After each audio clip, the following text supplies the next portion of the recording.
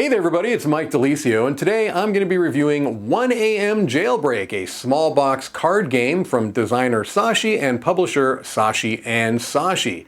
1 AM Jailbreak falls within the genre of card games that are known as shedding games. The idea in a shedding game is that you're trying to get rid of all the cards in your hand because any cards you have left over at the end of the round are going to be negative or penalty points. And so let me show you how the game works. Head over to the table, and then we'll come back here and I will let you know what I think about it. The deck makeup in 1 AM Jailbreak is composed of 88 numbered prisoner cards. You have numbers from 1 to 8, and there's 11 of each of those. You've got 5 of these leader cards and 1 daybreak card. Depending upon player count, you're going to be removing some of the cards. 5-player game, you'll use all the cards. You'll shuffle those up. You'll deal out a number of cards, again, depending upon player count, and then you'll place the remaining stack on top of the daybreak card. And here we see it all set up and ready to go for a 5-player game. 5 cards are dealt from the top of the deck, and this is going to be the cell, okay? And so this is basically like a market of cards that you're going to have access to. And this is the rest of the deck after dealing out 12 cards to each player with the daybreak card at the bottom. On your turn, you've got 3 mandatory steps and 1 optional step. The optional step is at the beginning of your turn, and that's called shooting ahead. But that I'll talk to you about in a second because it can never be done on the first play into the tunnel as the play area is going to be known. So let's say this is the first player. What they're going to do is they have a choice of playing between 1 to 3 cards. When they play cards into the tunnel, they have to be either a run of cards, meaning consecutive numbers, or sets of cards, meaning the same number in any configuration between 1 and 3. So let's say that they decide that they're going to be playing these 2 8s, okay? And so they place them into the tunnel here. That was their mandatory action, either playing or passing. In this case, they played. Then they're going to replenish their hand. Whenever you choose to play a card as your main action, you can choose to draw back either 1 or 2, and you do it 1 at a time.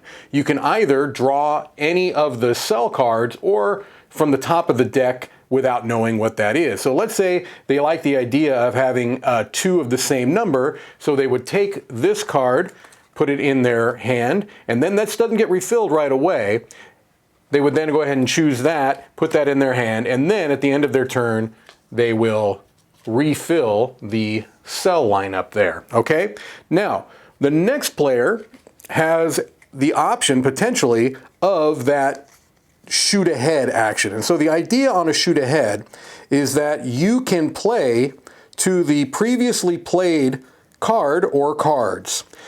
And the reason you might want to do that is because after there are cards in the tunnel, any cards that are played after it have to be within plus or minus 1. That means that the next player has to play either 1, 2, or 3 cards. It does not have to be the same number. It does not have to be a set. It could be a run or a set. It's just the number of cards played have to be within a plus or 1 variance of the number of cards that were played before.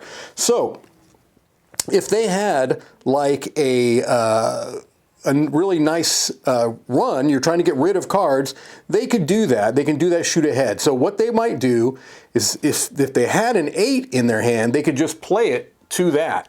But instead, they're going to take one of these leaders, which can be any number. You just declare it when you play it.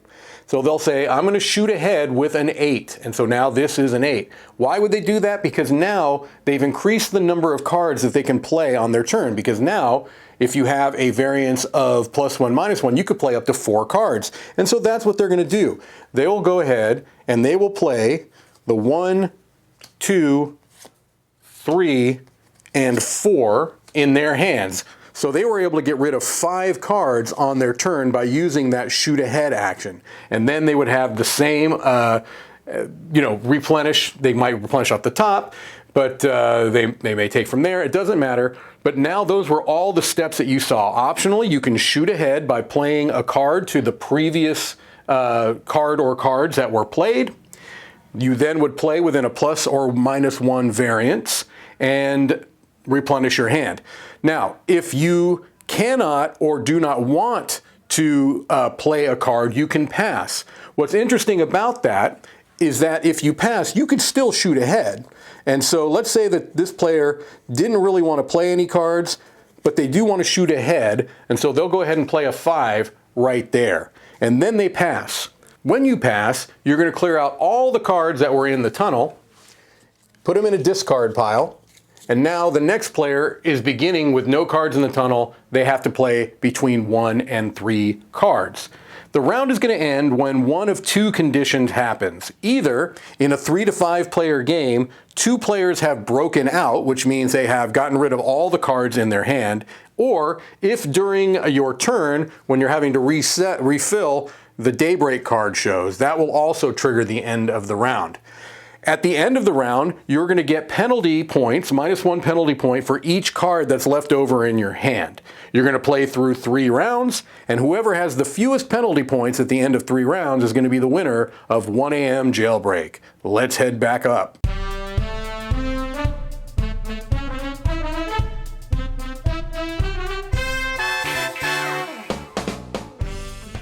All right, so there you have it. That is 1 a.m. Jailbreak. As I mentioned at the top, this is what's known as a shedding game, where you want to get rid of all the cards in your hand. Probably the most popular and well-known shedding game out there is Uno.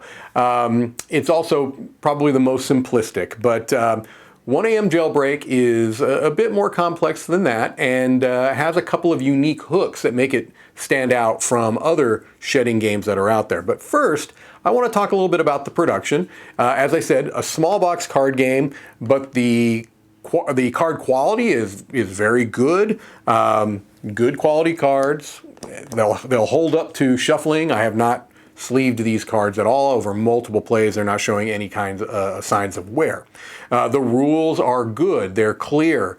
They have multiple examples. So when they're talking about these kind of variations to the traditional shedding system, they give you some good examples. They go through a whole round where they're explaining how things work, and that really helps eliminate the kind of the confusion or the edge cases that you might come up with. I think it does a very good job of explaining the game, and I learned it very clearly from the rule book and have been able to teach it successfully because of that.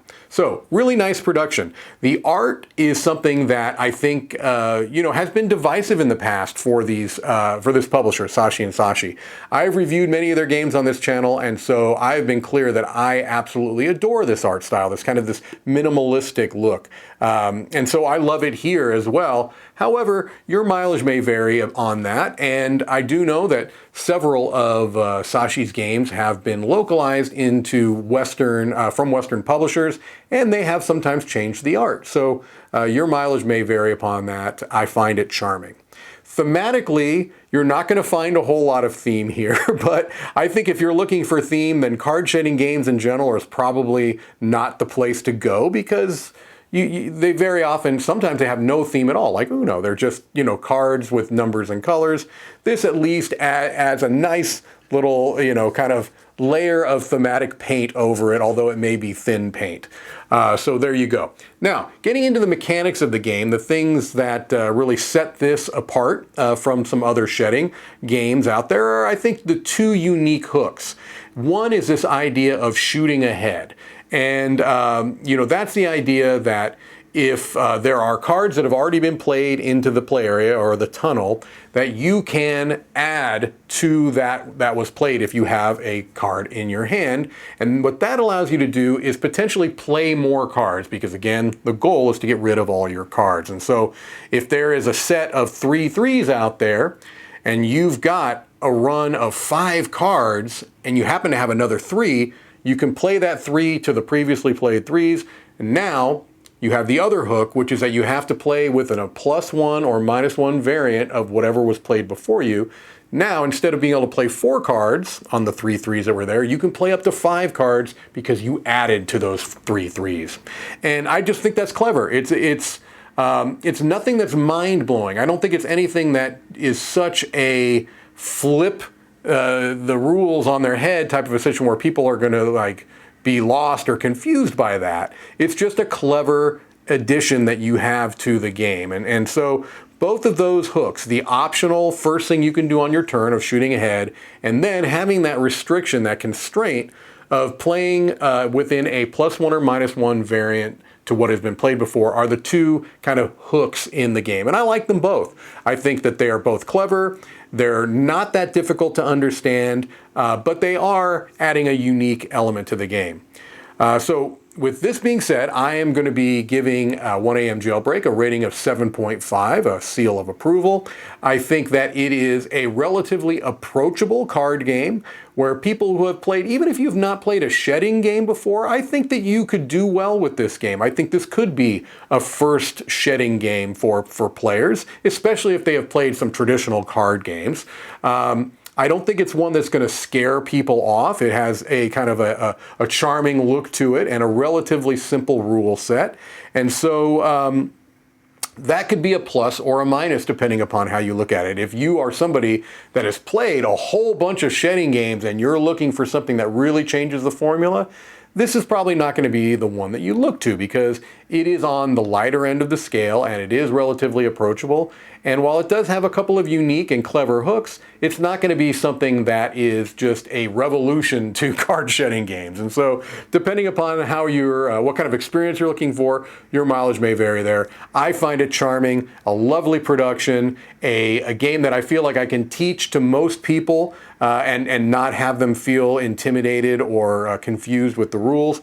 So a 7.5 and another in kind of this line of games that Sashi has put out over the years of just charming card games that are easy to understand but have enough of a uniqueness to them to keep you coming back for more. All right, that's going to do it for me. This is Mike DiLisio signing off from the Dice Tower Midwest Annex.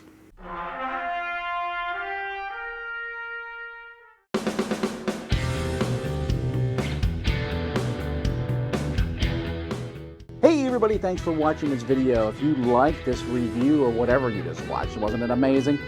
Check out our channel, Dice Tower. We have all kinds of things. We review games, we do top 10s, we play games live. It's all about board games, but especially the people who play them. Check out Dice Tower YouTube channel.